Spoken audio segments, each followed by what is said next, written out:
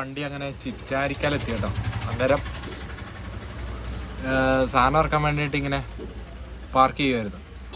അന്നേരം RTO അതുവഴി വന്നിട്ട് ഇങ്ങോട്ട് വരാൻ വേണ്ടി പറഞ്ഞു. ഞാൻ വിചാരിച്ചു ചിലപ്പോൾ നമ്മൾ വണ്ടി ഇപ്പുറത്ത് പാർക്ക് ചെയ്ത്, വലിയ തിരക്കുള്ള സ്ഥലമൊന്നുമല്ല, ഇപ്പുറത്ത് പാർക്ക് ചെയ്തുകൊണ്ടായിരിക്കും.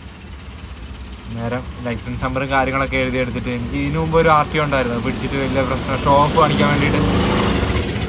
ഇതിനു മുമ്പ് ഒരു RTO ഉണ്ടായിരുന്നു, വെറുതെ ഷോ ഓഫ് കാണിക്കാൻ വേണ്ടിയിട്ട് ആൾക്കാർ.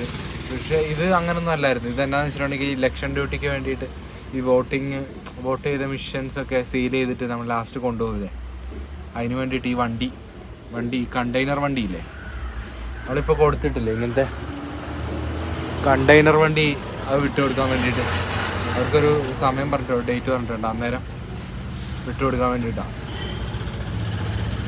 അതിന് വേണ്ടിയായിരുന്നു. അതിൻ്റെ സംഭവം ഒന്നും അറിയത്തില്ലല്ലേ. ലൈസൻസ് നമ്പറും കാര്യങ്ങളൊക്കെ മേടിച്ചിട്ടുണ്ട്. നമുക്ക് അതിൻ്റെ എവിടെ വരണ്ടേ അല്ലെ, ആദ്യം ഒന്ന് വന്നു കഴിഞ്ഞിട്ട് ഇപ്പോൾ കാര്യങ്ങളൊക്കെ അറിഞ്ഞു കഴിഞ്ഞിട്ട് പിന്നെ നമ്മളോട് എപ്പോഴാണ് പോകേണ്ടതെന്നൊക്കെ ഉണ്ടാവും. നമുക്കിത് കാഞ്ഞങ്ങാടാണ് പോകേണ്ടത് എന്ന് പറഞ്ഞാൽ നമ്മുടെ ഒരു ഡിസ്ട്രിക്റ്റിൻ്റെ ഒരു ഇതല്ല വരുന്നത്. ഇവരിവിടുന്ന് ഇപ്പം കണ്ടെയ്നർ വണ്ടി കുറവാണെന്നും പറഞ്ഞിട്ട്, ലോക്കൽ ഓടുന്ന വണ്ടി കുറവാണെന്നും പറഞ്ഞിട്ട് ഇവർ വിളിച്ചിട്ടുണ്ട്. കാഞ്ഞങ്ങാട് അറിയത്തില്ല എങ്ങനെ പോകും, എന്താവും.